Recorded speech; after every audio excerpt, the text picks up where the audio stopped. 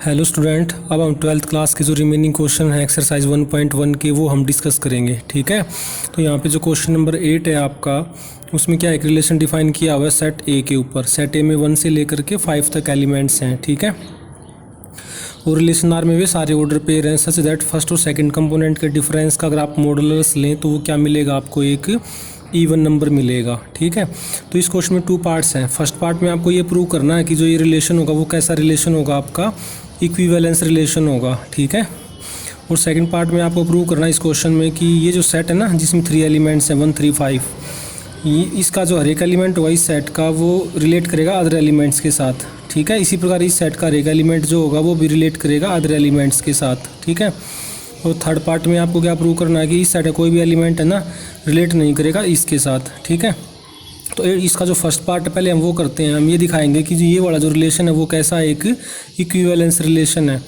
तो उसके लिए पहले क्या प्रूव करना पड़ेगा आपको, रिफ्लेक्सिव। रिफ्लेक्सिव के लिए आपने क्या किया, ये जो सेट ए है ना उसमें से आपने क्या किया, कोई भी एक जनरल एलिमेंट ले लिया। ए है ना, यहाँ पे 1 से लेके 5 तक कोई भी एक एलिमेंट हो सकता है। तो अब आप ये वाली यहाँ पे जो प्रॉपर्टी दे रखे हैं इसके ऊपर फोकस करना है आपने, ये वाली जो प्रॉपर्टी है। ठीक है, एक आई के साथ डिफरेंस लेके फिर अगर आप उसका मॉडुलस लोगे तो क्या आएगा, 0 आएगा, जो कि क्या है, इवन नंबर है। मतलब इन दोनों का डिफरेंस का मॉडुलस इवन वैल्यू आ रही है। ठीक है, तो बाय डेफिनेशन ऑफ आर, अगर 2 नंबर्स का डिफरेंस का मॉडुलस अगर इवन आता हो तो उसी सीक्वेंस में ए और बी का पेयर किस में जाएगा, आर में जाएगा। ठीक है, तो इसका मतलब ये हो गया कि ए का ए के साथ पेयर किस में जाएगा, आर में जाएगा। इसका मतलब रिफ्लेक्सिव आर जो रिलेशन आर है वो क्या हो गया आपका, रिफ्लेक्सिव हो गया। नेक्स्ट है सिमेट्रिक रिलेशन। सिमेट्रिक के लिए आपने ए बी में से ए बी आपने एक ऑर्डर पेयर लिया आर में से। ठीक है, अगर ये आर में है तो इसका मतलब ए और बी के डिफरेंस का जो मॉडुलस होगा वो क्या होगा कि इवन नंबर होगा। क्यों होगा, क्योंकि रिलेशन आर में ना वे सारे ऑर्डर पेयर हैं जिनमें फर्स्ट और सेकंड कंपोनेंट के डिफरेंस का मॉडुलस क्या आता है, इवन आता है। अब ये इवन है, आपने यहाँ पे क्या किया, अंदर से माइनस का साइन कॉमन ले लिया। ठीक है, बिकॉज यहाँ पे बाहर मॉडुलस लगा हुआ है, ये नेगेटिव साइन आपने कॉमन ले लिया। नेगेटिव साइन बाहर लोगे तो क्या आएगा, यहाँ पे b माइनस ए आएगा, b माइनस ए। ठीक है, और नेगेटिव साइन खत्म हो जाएगा मॉडुलस की वजह से। तो b और a के डिफरेंस का मॉडुलस इवन नंबर आ रहा है, तो इसका मतलब by definition of relation r, b का a के साथ जो ऑर्डर पेयर बनेगा वो किस में जाएगा, r में जाएगा। तो आपने ना a b r में से लेके चले थे, कंपोनेंट की पोजीशन शिफ्ट करके उसमें वो भी आपने r में दिखा दी। तो इसका मतलब जो रिलेशन r वो क्या हो गया, सिमेट्रिक हो गया। नेक्स्ट है ट्रांजिटिव। तो ट्रांजिटिव होने के लिए आपने क्या किया, आर में से 2 ऑर्डर पेयर ले लिए, ए बी और बी सी। ठीक है, अगर ये दोनों, अगर ए बी का ऑर्डर पेयर आर में तो इसका मतलब ए और बी के डिफरेंस का मॉडुलस और इसी प्रकार बी और सी के डिफरेंस का मॉडुलस क्या होगा, इवन होगा। मीन्स ये एक इवन नंबर होगा।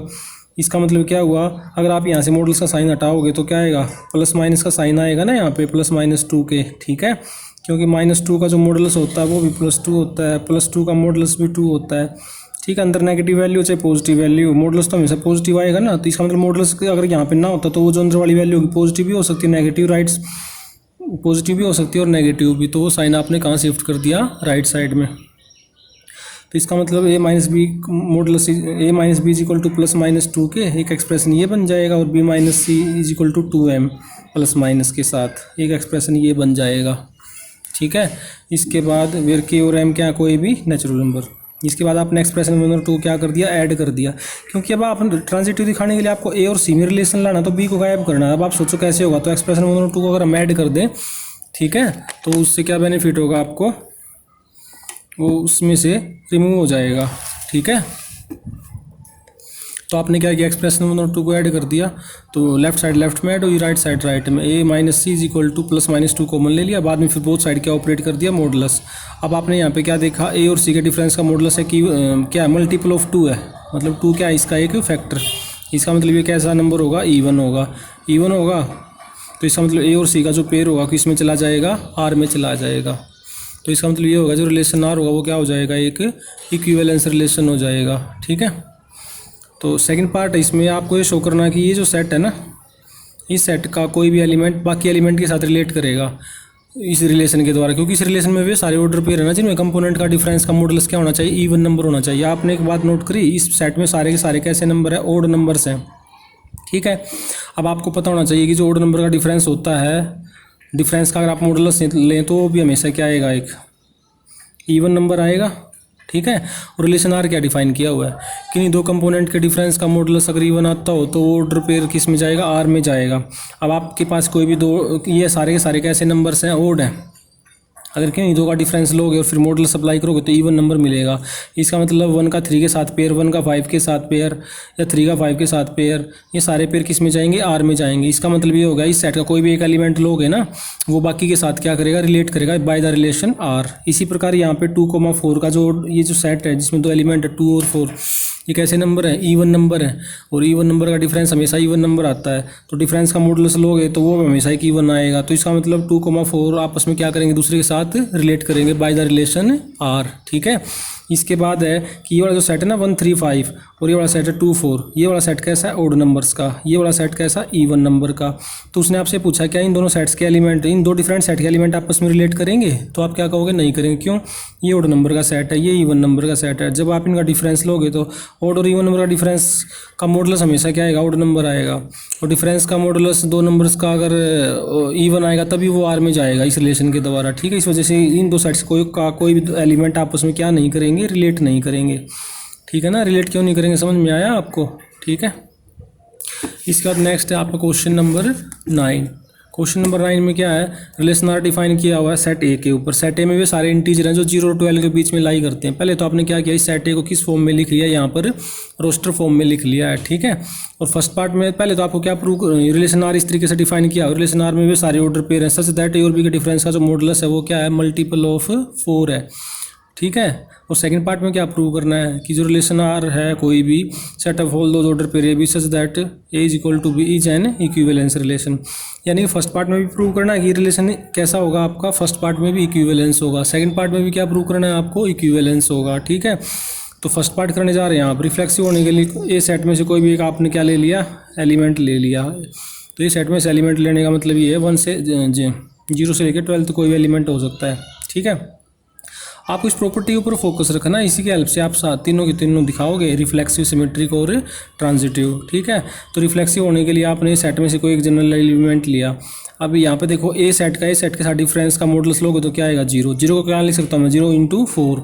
इसका मतलब जो 4 है इस पूरे का क्या हो गया, 4 जो है ये जो पूरा है ना 4 का क्या हो गया, मल्टीपल हो गया। ठीक है। तो इसका मतलब एक आई के साथ पेयर किस में जाएगा, आर में। ठीक है ना। क्योंकि फर्स्ट पार्ट में दो नंबर्स का डिफरेंस का मॉडुलस अगर मल्टीपल ऑफ 4 हो तो उनका जो ऑर्डर पेयर किस में जाएगा, आर में, by definition of relation R. ठीक है। तो इसका मतलब एक आई के साथ पेयर किस में चला जाएगा, आर में। इसका मतलब रिलेशन आर कैसा हो गया आपका, रिफ्लेक्सिव हो गया। नेक्स्ट है सिमेट्रिक।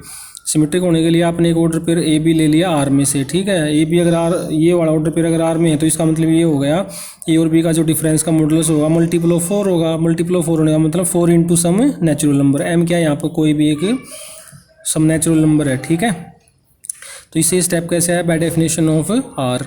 ठीक है। अब बी का एक ही साथ पेयर दिखाना आपने आर में, तो इन दोनों में से क्या कॉमन ले लिया आपने, नेगेटिव साइन। नेगेटिव साइन लोगे तो यहाँ पे क्या हो जाएगा, बी हो जाएगा, और यहाँ पे क्या हो जाएगा, ए हो जाएगा। ठीक है।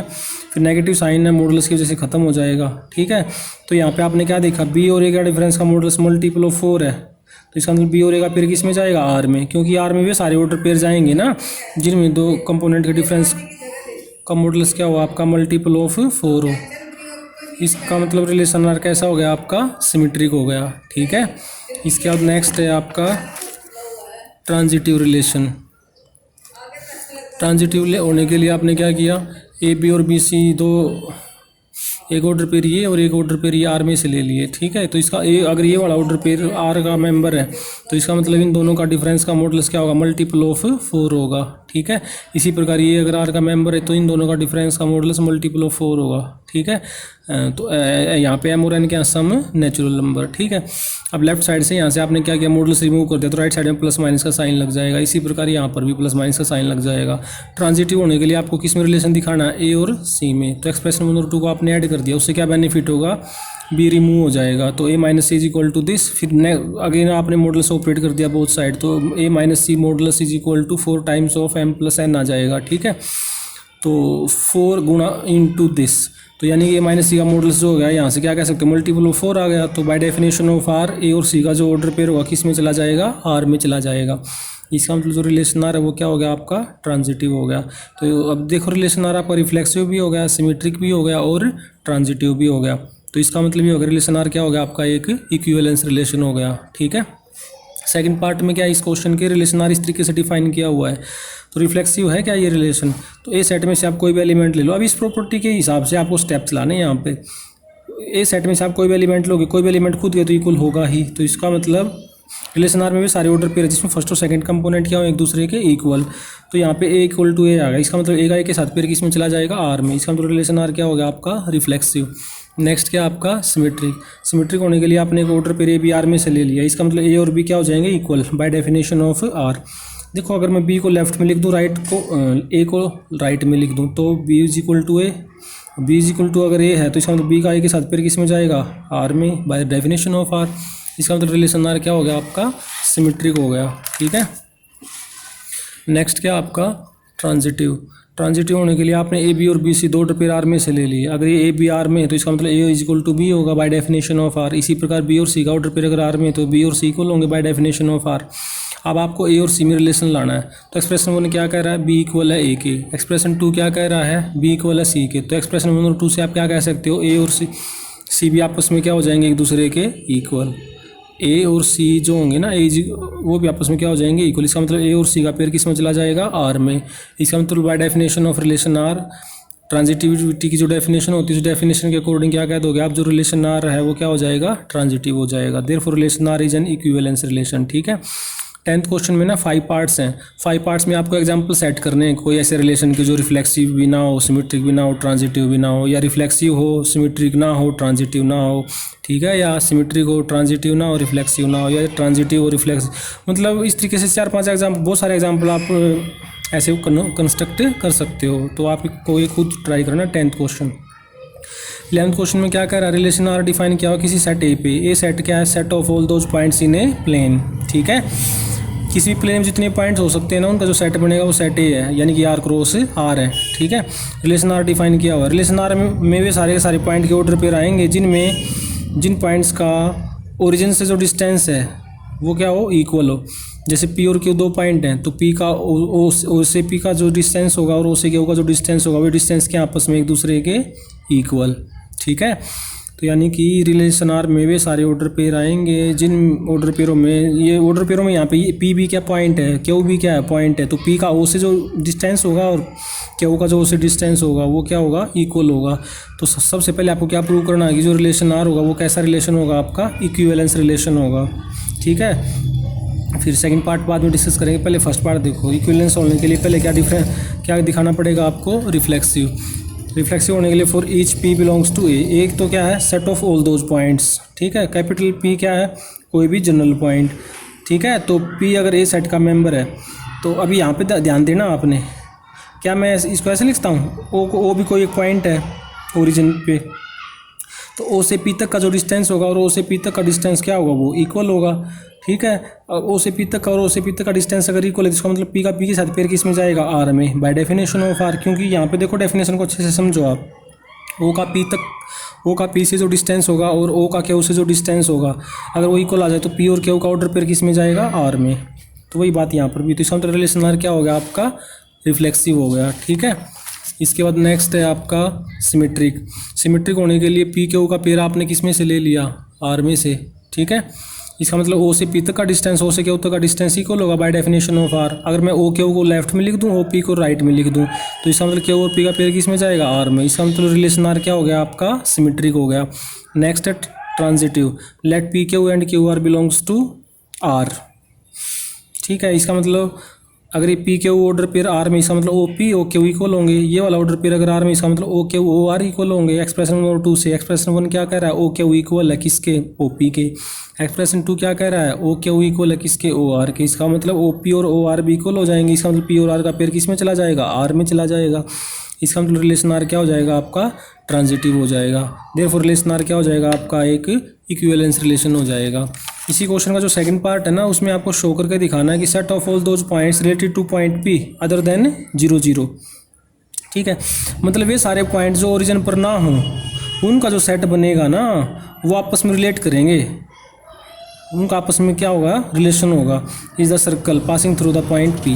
देखो यहाँ पे आप इसको ऐसे समझने की कोशिश करो डायग्राम से। पी एक पॉइंट है, पी का ओ से जो डिस्टेंस होगा क्यू का जो ओ से डिस्टेंस होगा, आर का जो ओ से डिस्टेंस होगा, एस से ओ का जो डिस्टेंस होगा, मतलब O P equal to O Q equal to O R equal to O S. O का पी से डिस्टेंस होगा वही ओ से क्यू तक का डिस्टेंस है, ओ से पी तक का जो डिस्टेंस है वो आर के भी इक्वल है, ओ से पी तक का मतलब वो यहाँ पे क्या है, एक फिक्स पॉइंट है, ठीक है। और किसी फिक्स पॉइंट से बाकी के पॉइंट को अगर आप डिस्टेंस ले रहे हो ना, और जो बाकी के पॉइंट उनमें से कोई पॉइंट ओरिजिन पर नहीं है, तो इसका मतलब क्या हो गया, ये तो किसी डेफिनेशन आ गई, सर्कल की डेफिनेशन आ गई। तो मतलब उसमें पॉइंटों का जो सेट बनेगा वो क्या बनेगा, आपका एक सर्कल बनेगा, ठीक है। इसके बाद नेक्स्ट आपका है क्वेश्चन नंबर 12। क्वेश्चन नंबर 12 में रिलेशन आर डिफाइन किया हुआ है सेट ए के ऊपर। सेट ए में क्या है, set of all triangles. Relation R किस तरीके से डिफाइन किया हुआ है, set of all those order pair T1, T2 such that T1 is similar to T2। Similar को हिंदी में क्या बोलते हैं, समरूप। 10th क्लास में किया था आपने, छठा चैप्टर, समरूप त्रिभुज क्या होते हैं, ठीक है। तो आर सेट में भी सारे ऑर्डर पेयर आएंगे T1, T2 such that T1 is similar to T2 is an equivalence relation. फिर इसका सेकंड पार्ट बाद में डिस्कस करेंगे, पहले फर्स्ट पार्ट देखो। या सेकंड पार्ट में क्या कर दे रखा है उसने, T1, T2, T3 three triangles दे रखे हैं। T1 ट्राइंगल की साइड्स दे रखी हैं 3, 4, 5। T2 ट्राइंगल की साइड्स दे रखी हैं 5, 12, 13। T3 की दे रखी हैं 8, 6 और 10। आपको ये बताना सेकंड पार्ट में कि इन T1, T2, T3 में से कौन से ट्राइंगल्स इन तीनों में से आपस में क्या एक दूसरे के साथ रिलेट कर रहे हैं बाय द रिलेशन आर। तो सबसे पहले हम इस क्वेश्चन का कौन सा पार्ट करते हैं, फर्स्ट पार्ट। फर्स्ट पार्ट में आपको ये बताना है कि जो ये रिलेशन आर होगा वो कैसा रिलेशन होगा, आपका एक इक्विवेलेंस रिलेशन होगा। तो फर्स्ट पार्ट देखो आप, अगर आप इस सेट में से कोई भी ट्राइंगल लोगे, टी क्या कोई भी एक ट्राइंगल, हर एक ट्राइंगल खुद के तो सिमिलर होगा ही, ठीक है। और T1 सिमिलर होगा टी के, तो इसका मतलब by definition of R T का टी के साथ पेयर किस में चला जाएगा, आर में। इसका मतलब रिलेशन टी क्या हो गया आपका, रिलेशन आर क्या हो गया आपका, रिफ्लेक्सिव। सिमेट्रिक होने के लिए लेट T1, T2 का पेयर आर में है, इसका मतलब T1 सिमिलर होगा T2 के बाय डेफिनेशन ऑफ आर। अगर मैं T2 को लेफ्ट में लिख दूँ, T1 को राइट में लिख दूँ, इसका मतलब T2 और सिमिलर होगा T1 के। अगर ये बात अगर होगी तो bye definition of are T2 का T1 के साथ पेयर किस में जाएगा, आर में। इसका मतलब रिलेशन आर क्या हो गया आपका, सिमेट्रिक हो गया। नेक्स्ट है आपका ट्रांजिटिव। लेट ट्रांजिटिव होने के लिए आपने दो ऑर्डर पेयर ले लिए। अगर T1, T2 का ऑर्डर पेयर अगर आर में, तो इसका मतलब T1 सिमिलर होगा T2 के। ये वाला ऑर्डर पेयर अगर आर में, तो इसका मतलब T2 सिमिलर होगा T3 के। एक्सप्रेशन 1 और 2 से क्या कह सकते हो, एक्सप्रेशन 1 क्या कह रहा है, T2 इसके सिमिलर। एक्सप्रेशन 2 क्या कह रहा है, T2 इसके सिमिलर। इसका मतलब T1 और T3 भी सिमिलर हो जाएंगे। और अगर ये सिमिलर हो गए तो इसका मतलब क्या हो गया, T1 का T3 के साथ जो पेयर बनेगा वो किस में जाएगा, आर में। इसका मतलब रिलेशन आर कैसा हो गया, ट्रांजिटिव। रिलेशन आर रिफ्लेक्सिव दिखा दिया, सिमेट्रिक दिखा दिया, ट्रांजिटिव दिखा दिया। इसका मतलब ये कैसा रिलेशन हो गया आपका, एक इक्विवेलेंस रिलेशन हो गया, ठीक है। सेकंड पार्ट में क्या था, देखो 3 ट्राइंगल्स हैं। अब आपको ऐसा करना है इनमें से कौन से ट्राइंगल आपस में क्या एक दूसरे के सिमिलर। साइड्स दे रखी हैं आपको, साइड्स दे रखी है तो साइड सिमिलरिटी रूल लगा दो।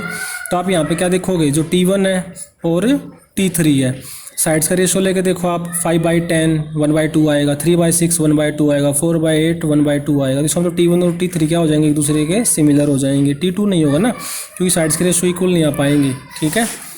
इसके बाद नेक्स्ट है आपका क्वेश्चन नंबर 13 है, जो वो बिल्कुल वैसा ही है जैसा आपने 12 किया, उसी टाइप से में है बिल्कुल। तो ये आपको खुद ट्राई करना है, अगर आपको कोई प्रॉब्लम आती है तो आप डिस्कस कर सकते हो।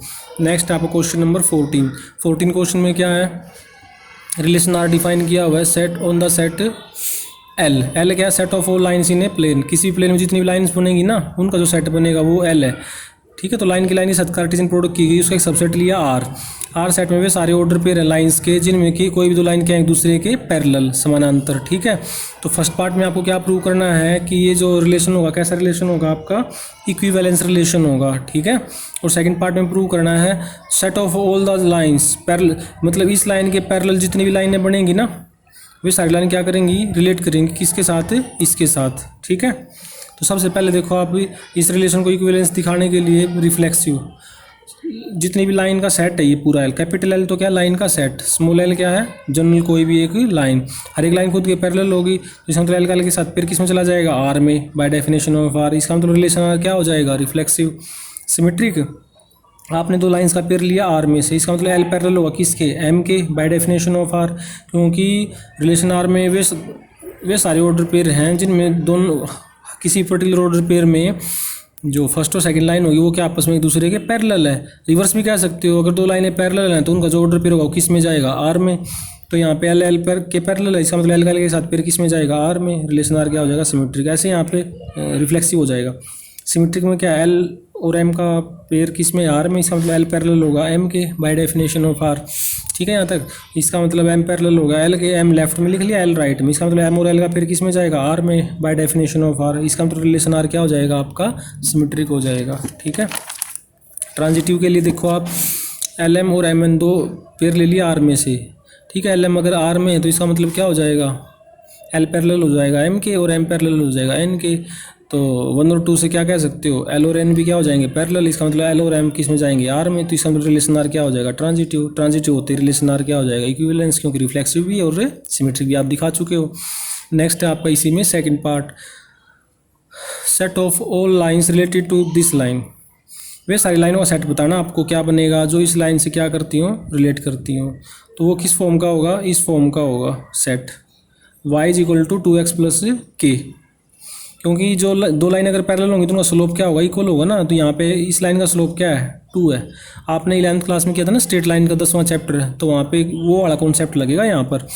तो कोई लाइन इसके पैरेलल कब होगी, जो लाइन इसके पैरेलल होगी उसका इसका स्लोप क्या होगा, सेम होगा। तो y is equal to 2x plus ये इंटरसेप्ट में चेंज आ जाएगा 4 की जगह के क्या हो सकता है यहाँ, कोई भी इंटीजर या फिर इंटीजर हो सकता है कोई भी। ठीक है। नेक्स्ट आपका क्वेश्चन नंबर 15 क्वेश्चन में क्या है, ए सेट है, ये रहा। ए सेट के ऊपर रिलेशन डिफाइन किया हुआ है, ये वाला बताना है कि ये रिफ्लेक्सिव होगा, सिमेट्रिक होगा, ट्रांजिटिव होगा। ऑब्जेक्टिव टाइप का क्वेश्चन है। रिफ्लेक्सिव के लिए देखो आप, ए सेट में 4 एलिमेंट हैं, 1 का 1 के साथ पेयर, 2 का 2 के साथ पेयर, 3 का 3 के साथ पेयर, आर का 4 के साथ पेयर। हर एक एलिमेंट का जो ए सेट में से आप कोई भी एलिमेंट ले लो उसका उसके साथ पेयर आर में है, तो इसका रिलेशन आर क्या हो गया आपका, रिफ्लेक्सिव हो गया। क्या ये सिमेट्रिक है, देखो जो 1 3 है ना, 1 3 किस में है, आर में है, बट 3 1 किस में नहीं है, आर में नहीं है। इसका मतलब रिलेशन आर क्या नहीं है आपका, सिमेट्रिक नहीं है। ठीक है। इसके बाद क्या है, ट्रांजिटिव है। आप कोई भी 2 ऑर्डर पेयर इस तरीके से ले लो, ए बी और बी सी, कोई भी लेके देख लें आप, ए बी और बी सी आप कोई भी 2 ऑर्डर पेयर लेके देख लें, तो ए सी किस में जा रहा है, आर में। इसका मतलब रिलेशन आर क्या हो गया आपका, transitive. Therefore relation are reflexive भी है, ट्रांजिटिव भी, बट क्या नहीं है, सिमेट्रिक नहीं है। तो इसका मतलब जो ऑप्शन बी होगा ना वो क्या आ जाएगा आपका, आंसर आ जाएगा। इसके बाद नेक्स्ट क्वेश्चन है 16 क्वेश्चन में क्या है, रिलेशन आर डिफाइन किया हुआ सेट ऑफ नेचुरल नंबर के ऊपर। ठीक है। किस तरीके से डिफाइन किया हुआ, आर सेट में वे ऑर्डर पेयर हैं such that a is equal to b minus 2 where b is greater than 6। Option दे रखे हैं 4, तो ये बताना 4 में से कौन सा ऑप्शन होगा। तो यहाँ पे जो प्रॉपर्टी दे रखी है ना इसके ऊपर काम करना है आपने ना। प्रॉपर्टी क्या, a is equal to b minus 2, b को लेफ्ट साइड में ले आए, राइट साइड में क्या रहेगा, -2। तो ये क्या कह रहा है, देखो ए का बी के साथ डिफरेंस क्या आना चाहिए, -2 आना चाहिए, और बी क्या लेना, 6 से बड़ा। पहले वाला ऑप्शन चेक करना, 2 में से 4 माइनस करोगे तो -2 आ जाएगा, बट बी या ये वैल्यू क्या होनी चाहिए, 6 से बड़ी। क्योंकि आर में ना वे ऑर्डर पेयर हैं जिनमें फर्स्ट कंपोनेंट में से अगर सेकंड को माइनस करोगे ना तो -2 आएगा। ठीक है। और जो सेकंड कंपोनेंट है उसकी वैल्यू क्या होनी चाहिए, 6 से बड़ी। तो पहले वाला ऑप्शन मेरा आंसर नहीं होगा ना। क्यों नहीं होगा, क्योंकि देखो 2 का 4 के साथ डिफरेंस तो -2 आ रहा है, बट ये जो बी है ना वो क्या होना चाहिए, 6 से बड़ा होना चाहिए। इस वजह से ये वाला ऑप्शन नहीं होगा मेरा आंसर। ठीक है। क्या ये वाला ऑप्शन होगा, 3 में से 8 गया -5, लेकिन डिफरेंस क्या चाहिए, -2, तो ये भी कट जाएगा। तो क्या सी ऑप्शन आंसर होगा, 6 में से 8 गए -2 और ये वाली वैल्यू 6 से बड़ी भी है नेचुरल नंबर, तो ये मेरा आंसर हो जाएगा। डी ऑप्शन क्यों आंसर नहीं होगा, 8 में से 7 का 1 आएगा, डिफरेंस मुझे क्या चाहिए था, -2 चाहिए था। ठीक है बेटे की। इसी के साथ जो आपका चैप्टर है रिलेशन एंड फंक्शन, तो इसका जो रिलेशन वाला टॉपिक है वो उसकी जो एक्सरसाइज है विद बेसिक मैंने अच्छे से करवाने की कोशिश की है और मैंने लगभग हर क्वेश्चन डिस्कस किया है।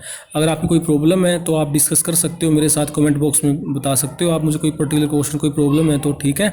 नेक्स्ट जो हमारा वीडियो लेक्चर बनेगा 12th क्लास में वो बनेगा फंक्शन के ऊपर। फंक्शन का जो बेसिक जो यूज होगा 12th क्लास में वो बताया जाएगा, उसके ऊपर आपका वीडियो बनेगा। अगर आपको वीडियो पसंद आया हो तो लाइक करें, शेयर करें और सब्सक्राइब करें। ठीक है। तो घंटी वाला बटन दबा दें आप, जब भी कोई नया वीडियो अपलोड होगा तो आपको नोटिफिकेशन मिल जाएगा। ठीक है। और अगर आप कोई सजेशन देना चाहते हैं तो उसके लिए आपका वेलकम है। Thank you.